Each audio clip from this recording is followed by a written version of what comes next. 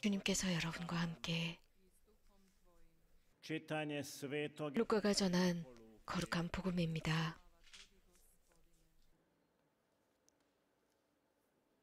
그 무렵 예수님께서는 기도하시려고 산으로 나가시어 밤을 새우며 하느님께 기도하셨다.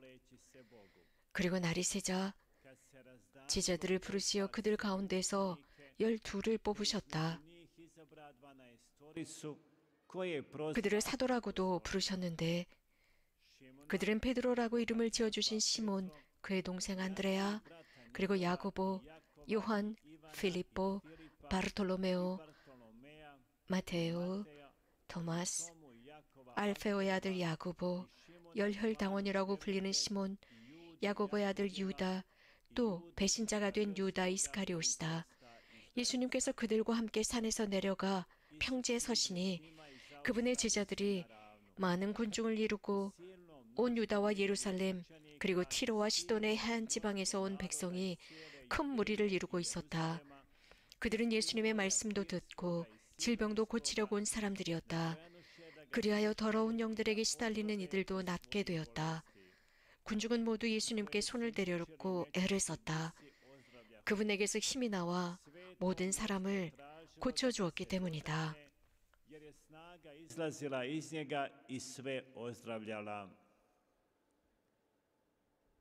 주님의 말씀입니다.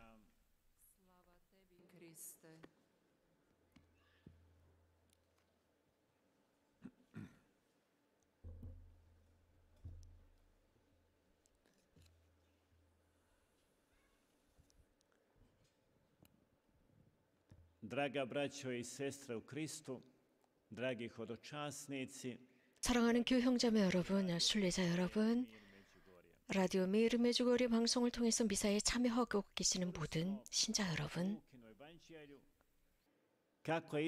오늘 우리는 루카복음을 들었습니다. 예수님께서 제자들을 부르시기 전에 먼저 밤을 새우며 하느님께 기도하셨다는 사실입니다. 밤새도록 기도하셨습니다. 실제로 예수님께서는 매일 밤 기도하신 것이 아닙니다. 아주 특별한 상황이 됐을 때, 특별한 기도 혹은 특별한 시기에 특별한 기도가 필요하다는 것을 보여줍니다. 예수님께서는 돌아가시기 전에 특별한 방법으로 기도하셨습니다. 즉, 돌아가시기 전에 시간을 내서 기도하셨습니다. 예수님은 항상 기도하시지만 특별한 상황에 처했을 때 더 많은 기도, 특별한 기도를 드리셨다는 뜻입니다. 천상에 계시는 예수님의 아버지께서는 늘 예수님의 기도를 들으셨고 늘 조언해 주셨습니다. 그래서 천상 아버지로부터 들은 그것은 예수님만이 들을 수가 있었습니다. 예수님의 이 기도의 상태는 우리들에게 굉장히 중요한 메시지를 전하고 있습니다. 우리들이 어떤 것을 시작하기 전에, 특히 삶에서 아주 중요한 결정이나 선택을 해야 할 때 선택 이전에 먼저 기도하라는 것입니다. 그래서 그리스도의 정신으로 하느님의 영으로 선택할 수 있도록 혹은 누군가에게 조언하기 전에도 기도해야 한다는 것입니다. 어느 청년이 영적 지도사자에게 물었습니다. 결혼해야 할지 수도에 입혀야 할지 모르겠다라고 했습니다. 그래서 어떤 무엇인가를 해도 잘못하는 것 같았습니다.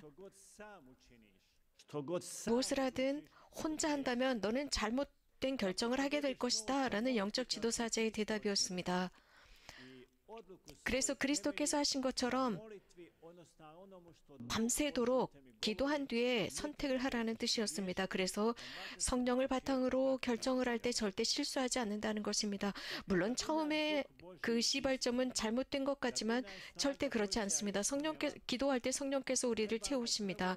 하느님의 힘은 우리들 안에 그대로 스며들고 우리가 기도하면서 우리들 자신을 버리고 우리들의 이기를 버리고 하느님께서 들어오실 수 있는 공간을 넓히면서 특히 우리들의 이기심이라고 하는 것은 우리들의 가장 큰 원수가 됩니다.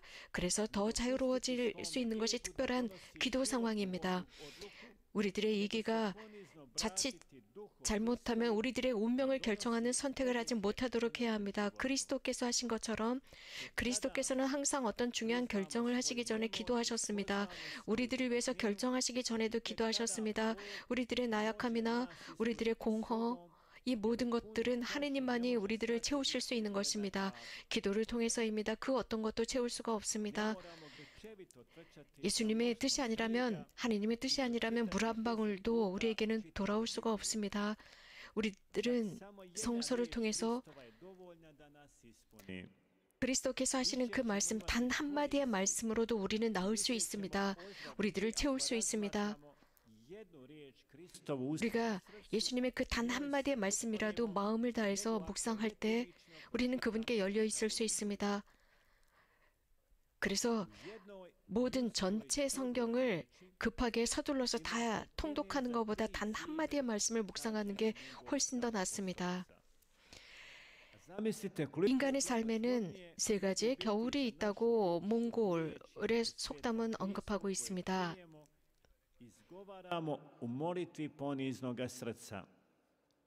그것은 성서에서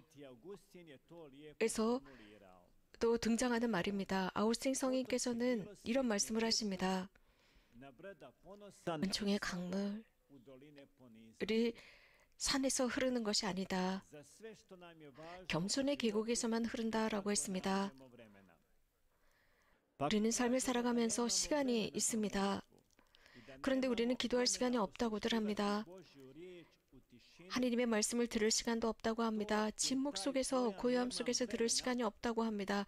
그러나 시간이 없다, 바쁘다라는 이 말은 저는 이렇게 번역하고 싶습니다. 나는 기도가 아닌 다른 것을 하기로 결정했다라는 뜻입니다. 다른 것을 위해서 시간을 내고 싶다라는 뜻입니다. 더 중요한 것, 인간적으로 중요한 것이라고 생각하는 것입니다. 그러나 정말 중요한 것은 하나님께 시간을 내고 그분의 말씀을 듣고 기도하는 것입니다. 이러한 기도가 겸손한 기도라면 우리는 항상 주님께서 우리들의 기도에 대한 답을 주신다는 것입니다. 그래서 이러한 기도에 대해서 아무런 응답도 하시지 않는 것 같지만 그분의 시간에 맞는 그 순간과 장소에 그 기도에 대한 답을 해주십니다. 주님의 응답은 분명하게 그분께서 우리들을 사랑하신다는 것, 모든 기도, 마음으로부터 흘러나오는 기도를 그분은 사랑하시고 그런 기도에 대한 답을 해주십니다. 만약에 그 기도를 들어주시지 않는다면 이것도 은총일 수 있습니다. 거기에 대해서 만족해야 합니다. 분명히 이유가 있을 것이기 때문입니다. 정말 중요한 것은 하나님께서 우리들을 사랑하시는 것입니다. 기도하고 나서 누구를 더 많이 사랑하고 더 많이 주시느냐, 누구에게 더 많이 가져가시고 주시느냐, 우리는 알지 못합니다. 그러나 분명한 것은 이 기도에 응답이 있다는 것입니다. 하나님께서 들어주시지 않은 기도라고 생각하는 기도는 어쩌면 가장 우리들의 희망을 위한 가장 훌륭한 교육자라고 할 수 있습니다. 우리들의 희망을 우리는 기도를 통해서 말씀을 드립니다. 그런데 이러한 우리들의 희망이 하나님의 뜻에 반하기 때문에 주님께서는 그 기도를 들어주시지 않으면서 우리들의 희망을 훈련시키고 교육시키는 것입니다. 예수님께서는 당신의 사도들을 보내십니다. 그러나 그 중에서 한 명은 예수님을 부인하고 또 한 명은 예수님을 배반하고 또 한 명은 충실하지 못한 제자들이 됩니다. 좋고 성실했던 제자들이 말입니다. 이런 모든 것들을 첫눈에 보기에는 정말 그런 것 같습니다. 그러나 이러한 모든 사건들을 통해서 이런 다양한 길들, 의롭지 않은 길들을 통해서 분명히 죄가 존재한다는 것을 드러내고 있습니다. 그들이 출발점에서는 예수님께 응답했습니다. 자신들이 받은 주님으로부터 받은 사명을 충실히 이행하는 것 같았지만, 즉 예수님, 교회를 세우신 든든한 바위이신 그분을 배반하는 것 같았지만 지금도 그들은 예수님의 사랑을 증언하고 있습니다. 예수님은 100여 번에 걸쳐서 천상 아버지에 관해서 언급하시고 그들에게 경고하십니다. 그리고 불성실한 사람들, 두려워하는 사람들, 배반하는 사람들 등등에 관해서 예수님은 그들을 호통치시지 않고 참아주십니다. 그리고 그들을 오히려 끈기 있게 구원의 길로 이끌어가십니다. 우리들의 삶을 보겠습니다. 예수님께서는 우리들에게도 이런 방법으로 처신하십니다. 우리는 그 사도들처럼 훨씬 더 훌륭하거나 혹은 더 못하지도 않습니다. 우리들도 고저가 있기 때문입니다. 그럼에도 불구하고 절대로 예수님으로부터 멀어지지 말아야 한다는 것입니다. 그분께서는 모든 것을 이미 살펴주시고 생각해 주십니다. 제자들에게, 사도들에게 하신 것처럼 말입니다. 우리들 각자는 우리가 불가능한 사람, 무능한 사람인 것처럼 생각할지라도 하나님께서는 분명 우리들 각자에게 사명을 부여하셨습니다. 이 세상을 살아가면서 완수해야 할 사명입니다. 잊지 말아야 하는 것은 하나님께서는 우리가 살아가고 있는 이 지상에서 우리들을 준비시켜 주시고 이 장소에서 이러한 사명을 위해서 준비시키고 훈련시킨다는 사실입니다. 하지만 우리들의 문제는 우리들 자신이 아니라 누군가 다른 사람이 되고 싶어 한다는 것입니다. 그래서 지금 내가 살고 있는 이곳보다 훨씬 더 나은 멋진 곳을 원합니다. 혹은 우리 자신을 인정하지 못합니다. 우리 자신을 인정하지 못한다는 것은 우리 자신을 창조하신 창조주를 인정하지 못한다는 것과 같습니다. 또 하나 우리가 분명히 알고 있어야 하는 것은 우리들의 사제 성소, 수도 성소, 결혼 성소는 우리들이 발명해낸 발명품들이 아닙니다. 우리들의 선택 또 아닙니다.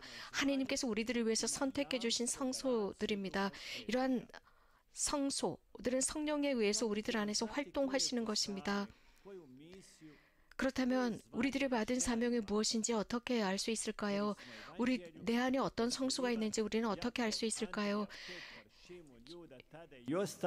오늘 베드로, 안드레아, 야고보, 요한, 필리포, 바르톨로메오, 마테오 등등 이들은 예수님을 만났을 때, 예수님으로부터 부름을 받았을 때 자신들의 성소를 깨닫게 됩니다. 우리들의 성소를 깨달을 수 있는 방법은 그리스도를 찾아야 합니다. 그들은 예수님께서 하나님의 아들임을 즉시 깨닫지 못했습니다. 그저 단순한 한 사람, 무엇인가 대단히 특별한 한 사람으로만 생각했습니다. 그런데 그분과 함께 생활하면서 3년 동안 생활하면서 비로소 그들은 예수님이 참 하나님이심을 깨닫게 됩니다. 완전한 이해는 예수님께서 부활하신 뒤에야 완전히 깨달았습니다. 이렇게 말씀드릴 수 있겠습니다. 이 3년 동안 예수님과 함께한 공생활 속에서 그들과 다른 이들, 모든 이들 앞에서 하나님께서는 숨어 계신다는 것입니다. 요르단, 골고다, 메주고리에 등등 성모님의 메시지 등등 다양한 곳에 숨어 계십니다. 그러나 누구든지 진심을 다해 하느님을 찾는 사람, 그분의 빛을 찾는 사람은 분명히 그분께 인도되어 갑니다. 기도와 노동 속에서 예수님과 함께하는 사람은 그분의 신성을 발견합니다. 제자들, 사도들이 한 것처럼 그렇게 발견하고 목자들처럼 발견합니다. 중요한 것은 하느님 찾기입니다. 나머지는 주님께서 하실 일입니다. 누구든지 하느님을 찾는 사람은 자신들의 목적을 찾게 됩니다. 목자들이 구유에서 예수님을 찾은 것처럼 말입니다. 또 예레미야 예언서에서도 우리는 그 말씀을 읽을 수 있습니다. 너희가 나를 찾을 때 나를 발견할 것이다 라고 했습니다. 너희들의 온 마음을 다해서 나를 찾아라 라고 했습니다. 우리 한번 기억해 봅시다. 가장 중요한 주님의 음성, 사랑받는 사람의 음성은 수천 가지의 목소리가 들리지만 내가 사랑하는 사람의 음성이나 목소리는 즉시 알아채게 됩니다. 하나님께서는 우리들을 사랑하시기 때문에 우리들의 기도를 분별해내시고 그 기도를 듣고 계십니다. 자, 자문해 봅시다. 하나님은 정말 우리들도 부르고 계시는가? 영성설정이나 영적 지도자들이 이런 말을 합니다. 하나님께서는 가끔씩 우리들의 내면에 작은 소리로 부르신다고 했습니다. 가끔은 어떤 사건을 통해서도 부르시기도 하고 우리들의 삶에서 일어나는 사건들 속에서 혹은 고통스러운 사건 속에서 기쁨 사건 속에서 우리들을 부르신다고 했습니다. 이러한 그분의 부르심을 깨닫고 하나님을 발견하기 위해서는 꼭 어떤 교육이 필요한 것은 아닙니다. 중요한 것은 우리들의 마음을 완전히 하나님께 드리고 그분과 함께 살고 그분을 위해서 살면서 그 어떤 것보다도 그분을 사랑하는 데 있습니다. 사랑만이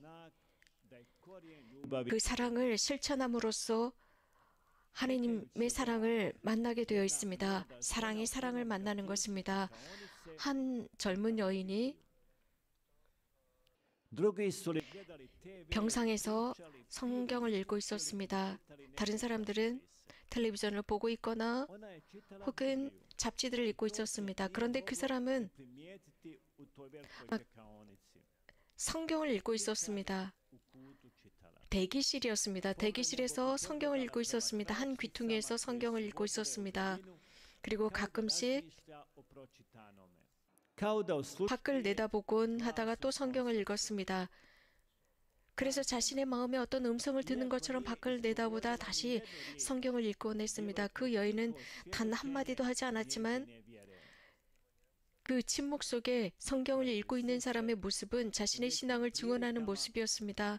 형제자매 여러분, 우리는 어떤 기회, 즉 우리들의 일상 속에서의 침묵 속에서 하나님의 사랑을 발견하게 됩니다. 혹은 큰 목소리로 혹은 소리 없이 그 목소리를 듣고 사랑을 듣게 됩니다. 침묵 속에서 우리들의 사랑을 증언하도록 합시다. 복되신 동정 마리아 평화의 모호를 통해서 침묵 속에서 어떻게 예수님을 사랑하셨는지 배웁시다. 겸손한 모습으로 기도하셨고 겸손하게 복음을 실천하신 성모님이십니다. 고요함 속에서 십자가산을 올라봅시다. 그래서 하나님의 그 부르심과 우리들의 삶에 하나님의 뜻이 무엇인지 발견해 봅시다. 아멘. 그리스도를 찬미합시다.